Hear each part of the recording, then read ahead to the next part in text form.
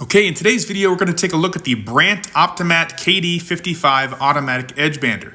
It's got an easy-use interface. This is a clean, working machine. We're going to show you a video in just a minute. Right now, we're going through some basic pictures. It is a 2001 model, and as you can see, it is clean. All of the track pads are intact. All the rollers are intact. We recently just pulled this machine out of production. The shop is closing their doors, making this machine available immediately. This is a simple machine, a very popular KD55 model. It's got the gluing station, can go from 0.5 to 3 millimeter tape. It has the dual motor front and rear end trim. It has the top and bottom flushing trim, and lastly comes with a couple of grease guns and a detailed original user's manual. Okay, here we have the very popular Brandt KD55 Optimat. This is an automatic edgebander. This just arrived, we just plugged it in, connected to air. We do not have dust collection, but we're only going to run 1 or 2 panels just for testing, just so we can have dust collection, but we're only going to run 1 or 2 panels just for testing, just so we can show this machine is fully functional, everything works. I do not know what the top and bottom flush trimmers are set for as far as what tape they were running, but we're going to go ahead and fire this thing up. We're going to send one panel through and take a look live and see what we got going on. It's a pretty simple panel here, even though I'm not super familiar with the Brandt machines, but this is your glue heating button. So that's the first thing you want to press when you get this thing turned on. And then this will sometimes give an error message if you're not up to temp, but once you do get up to temp, that error message went away. And this screen should only be your glue temperature unless there's a problem or malfunction somewhere. So everything's working great, and we are up to our 200 degrees. From here, we're going to turn on our various stations. So we have buffing, this is our flush trim, this is our front and rear end trim, and our guillotine tape feed button. And that's it. So now that we've got all those on, we're going to go ahead and run this panel. Standard 3/4 inch panel.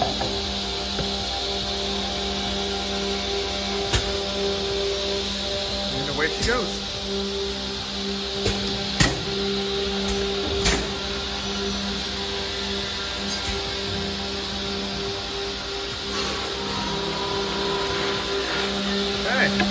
So we didn't quite trim off the front end.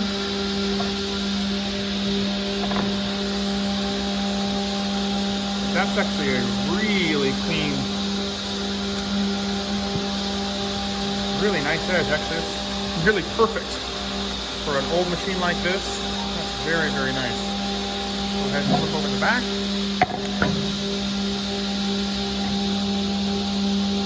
Wow.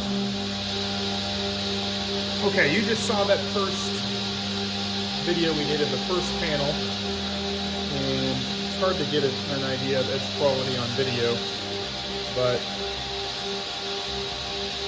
my best here. There we go, nice and clean. I'm actually really impressed with this edge. And now I've peeled off the back of this with a tool just to get it started. It's on there really good. I'm going to do a pull test now. And when it curls up like that, it's really, really strong adhesion, so that's really, really good. And in fact, by looking at this, that took off a ton of core. It's nice and even, top to bottom, everything's there. In fact, I would say we probably have too much glue, which is pretty standard in the US as far as settings go. I'm not having a huge cleanup problem. I'm going to turn off the buffing wheels and run this one more time on another clean edge. And we do have a little nick there before we start, just so you see that. But I'm going to run it on this clean edge here. No buffing, just to see what kind of glue squeeze out we have on the top or the bottom.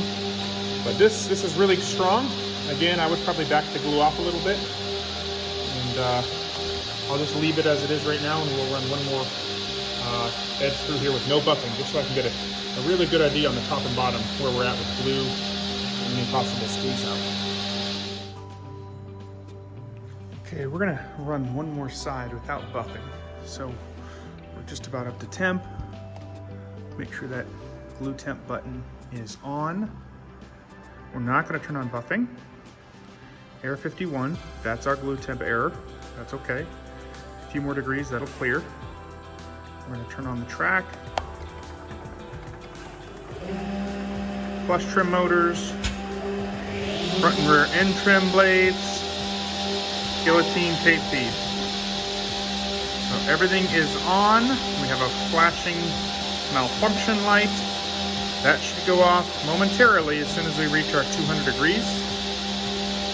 Blue roller will start spinning and we'll be able to start sending in our panels. Okay, that error message just disappeared. We're now up for 200. We found a clean edge. Got a pile over there. We're going to run this. Got all of our stations on. Tracks going. Go ahead and send this through.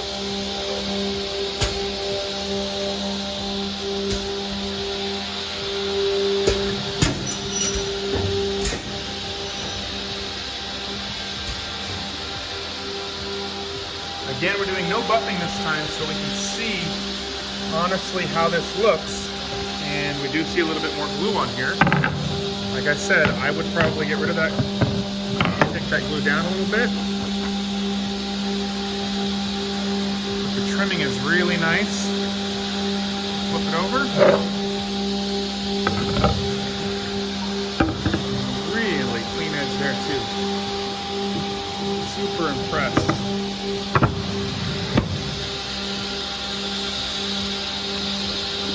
Perfect. Top and bottom coming out real nice. So less glue. The bottom, there's not really any glue to clean up. The top, there's a little bit of glue to clean up. And then it trimmed the front, no problem.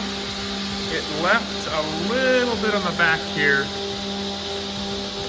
Again, probably because the glue is holding on to it. A little too much glue. A little glue squeezed out in the back here. Clean that right up.